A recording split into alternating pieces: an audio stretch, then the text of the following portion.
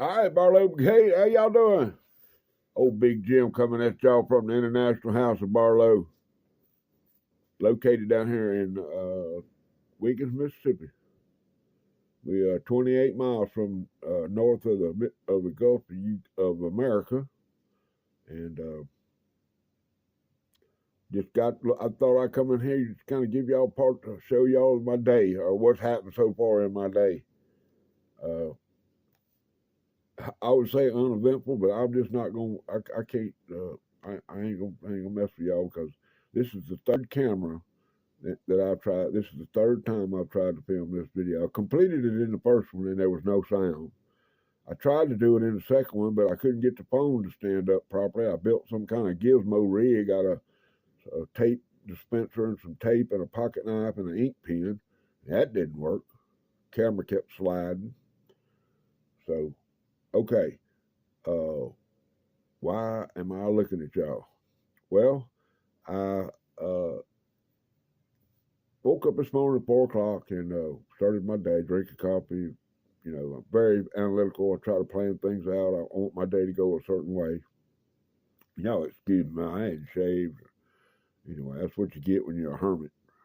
Anyway, um, uh, made my cup of coffee, sat down, started doing my planning. Now, you know, I watched a couple of shows of things. I'm going to try to watch as much of the liberal news as I can watch before I had to turn it off. And got a little show called Mark and Kelly or something like that. I watched the first part of it because they got a little skit they do on there I enjoy. And then I flip around there on the side of the bed and punch up my YouTube, see what's in the feed. And normally every morning at some point I get a notification that a certain gentleman that lives in El Dorado, Arkansas, uh, has dropped a video. Well, this morning I popped on it, looked at the thumbnail, and I said, Lord have mercy, look at there. Saw my name and Barlow Brigade Banger or Barlow Banger. So I looked at the thumbnail and I said, I know what that is. So I hit the pause button, ran in there, made me a fresh cup of coffee, and my cat's in there causing mayhem somewhere. So if they come running through here, y'all just bear with me. Anyway, so on the way back from the coffee, I stopped there at the studio, the table that I do my tabletops on. And right next to it is my knife locker, and I reached in there and pulled out one of my boxes of Barlow and fished one of them out of there. Went on back to the bedroom, got my jug of HT's favorite salve, changed my life as far as polishing. And now I don't buy them fancy microfiber towels. I take an old threadbare towel that your wife probably wouldn't let you put in the bathroom anymore, and I cut it into 8x8 strips with a pocket knife and make me some polishing cloths, and that's what I use. When you get through with them, you wash them and use them again or throw them away. So that might be too much information for y'all. But Brother HT started off with his video about a Barlow pocket knife, and a fine example. Fine, and that was gifted to him by a gentleman, Dwayne, at Cross Creek Outdoors. Just a fine gentleman. And when he brings the word, y'all need to listen because that man can bring it. I ain't no Bible historian, or I don't know everything there is to know about the Bible, but I know where to look for certain things. And I can't find something I'm looking for. Where it is. Certain things I can't find. I don't know. I live in Luke 6. That would be 32 to 47, I believe it is, about judging people and accepting your own. If you can't see the plank in your own eye, then how are you going to tell somebody how to get a plank out of their eye? Judging people, I don't judge. I never have, never will. My daddy, this is what my father taught me. So anyway, the other Dwayne, Clark, Kentucky Live, he also brings it. A gentleman can bring the message. If you are a God following, earth loving, pocket knife toting person like myself, you will subscribe to both of those channels, if nothing else, for the content they bring to y'all about the Lord and the Bible. So that's my feeling about that. HTZDC Beggins. Okay. But he also likes Barlow's. And I know this because when I was drawn to his channel, I did a thorough binge watch of everything that's on there, and have got some ideas from his past work. Barlow Brigade Bangers is based on his budget bangers. Some of y'all may have figured that out. But anyway, he brought a pocket knife today to the show that was gifted to him by Brother Dwayne. And during the conversation about this pocket knife, HT said he didn't have a Schrade Barlow. Well, I do. This is a 2011 Schrade Barlow Delrin covers. Now, this is probably made by the Taylor Corporation. You know, ever since they bought the Schrade franchise, most of their knives, some of them are made in America still, but not they're hard to find. But most of everything that's coming out of Schrade now is made in China, which I don't have no problem with no China pocket knife. I can get into a rant about that if y'all want me to. But I can hit the highlights of it too. How about this?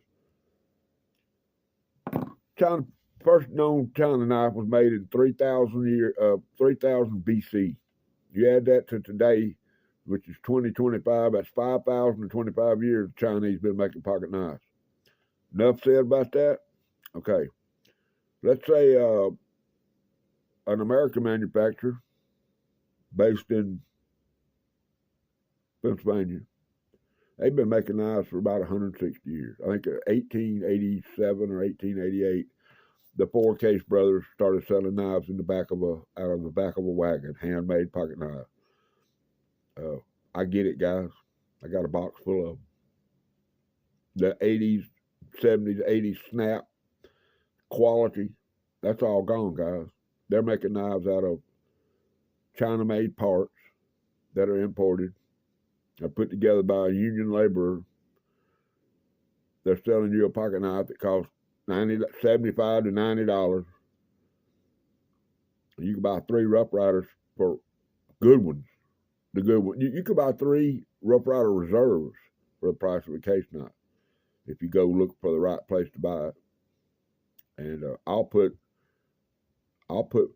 let's say Trapper. I'll put some, how about the Brown Bone series from Rough Rider? I'll put that Trapper up against any case Trapper they got, any day, anywhere. Just my feelings, just my opinion. Don't hate me. Please don't hate me for that. I collect the way I can collect. Okay, and that's what I do. Rosecraft blades. There's not a better pocket knife in America than a Rosecraft blade. Just telling you. Okay, back to the subject matter. Sorry for that. Case guys, please don't hate me. Brother HT was carrying a beautiful Micarta single blade Trapper today. Just awesome. I would die for her. But I'm not going to pay $90 for a single blade Trapper when I can get one from Japan that was made 35 years ago that'll slice through a 3x5 card like it's butter. Because it's got good steel and it's put together well. It's not going to do it. I'm sorry. I love case. And I have some in my collection. I even buy them and don't tell y'all about them. Because that makes me seem like I don't know. Anyway. Ulster. Y'all all know Ulster. I don't know the date. This pocket knife, I believe, was made in the one that I have was made in the early 60s, late 70s. I've done the research, probably forgot it, but I did the research. Brother HT did the research on the one he got. Now, the one he got, or the one he has, is the one that is on the back of the Prince Albert tobacco can. Now, that pocket knife is between $60 and $100 on eBay. You might can find them somewhere else, maybe a little cheaper than that, but in terrible condition. It's the one that you could get for $4.95. And when I talk about Barlow madness, that's what I'm talking about. I used to go to the hardware store, which is 2 blocks from my house. I'd mow a yard, get $7 to mow a yard. I'd go up there and buy a $3 Barlow. Of course, my dad'd take away from 9 times out of 10. But and that pocket knife today, that Imperial, the good one, the good one that was made back then, are bringing $35 to $85 on eBay. Now, I'm not talking about the clamshell snap together one that they have, the hubcap pocket knives that you can buy from Imperial today. That's not what I'm talking about. I'm talking about the real deal Holyfield. Those knives sold for 99 cents to $3, and now they're selling for unbelievable price. So when I say Barlow madness, that's what I'm talking about. This pocket knife that I have in my hand and the one that HT's got, max $5 back then. Okay, so anyway, but let's get into it. This is a Ulster number 10. But y'all see where it says Ulster Barlow, and then it's got that arrow. This one is a little bit rarer than a regular Ulster Barlow that just said Barlow on the bolster. So y'all need to do your research on this. But this one is pristine. This thing, it popped up on Whatnot. Now I sit there and watch Whatnot. I'm basically just looking to see what prices things are selling for. That's like kind of like when Deep South does their auction. I don't go on there to buy because I'm just not going. Like I say, I'm not going to get in a bidding war with somebody that I don't know about a pocket knife. But this thing popped up there. I made 3 bids and got this pocket knife right here for $16. Okay, and it's worth every penny. I don't even know. I didn't care about the shipping. It didn't bother me one bit. This is a banger, guys. Okay, now let me get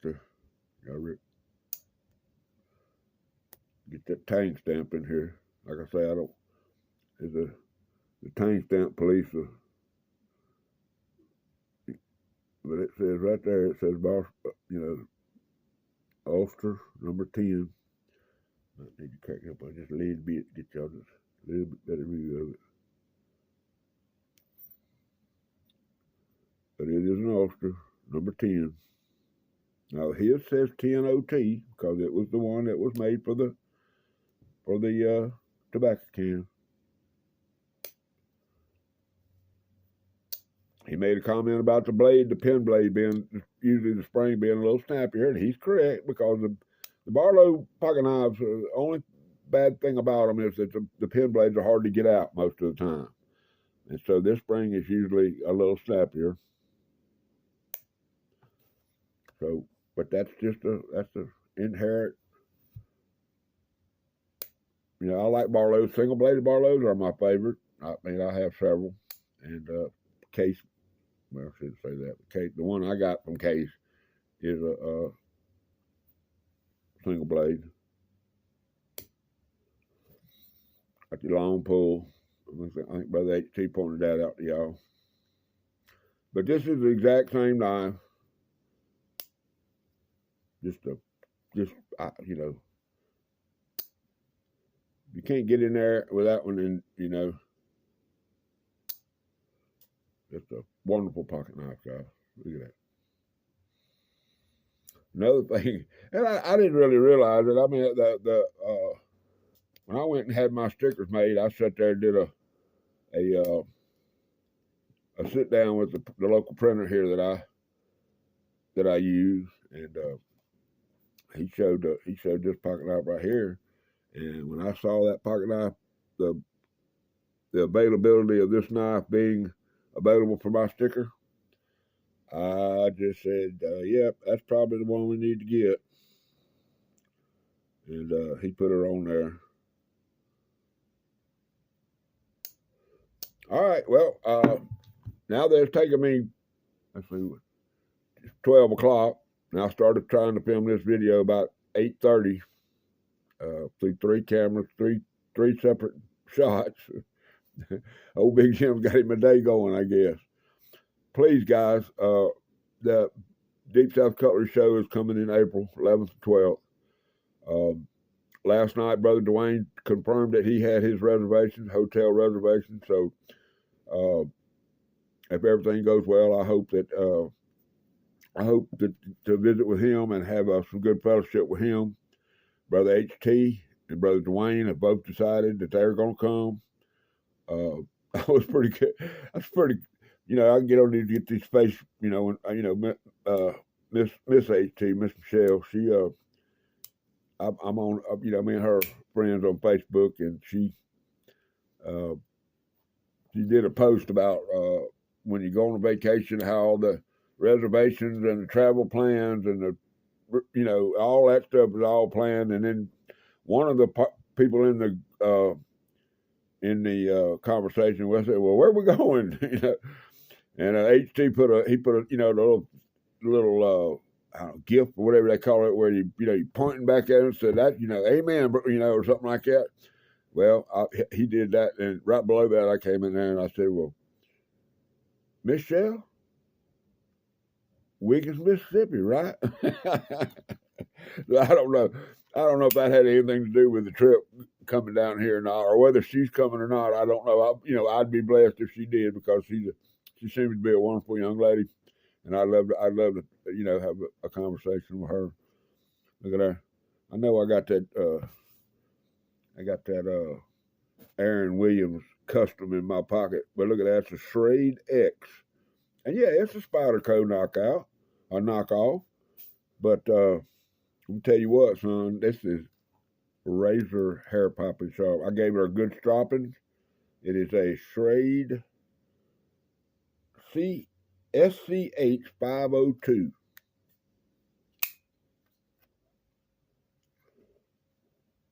Just saying, it's been sitting here on the table ever since I opened the package from Brother Aaron. All right, guys. Old Big Jim's he gonna get on out of here. See if he can't get. So I gotta do some stuff on my eBay store. Get it all sorted out. Get these pocket knives all put back in the locker. And old Milo just jumped up on my walker. Come here, baby. Come on. We're gonna get your cameo. There he is. Milo the Wonder Cat. Okay? There you go, guys. That's my life right there. I got my two kitties, Max and Milo. I love them to death. The old Big Jim's going to end this old face-to-face with y'all. Got a big old smile, and he's going to tell y'all, I love every one of y'all. I'm glad y'all came by. And rule number 9. By the way, if y'all don't know what rule number 9 is, that's always carry a sharp pocket knife.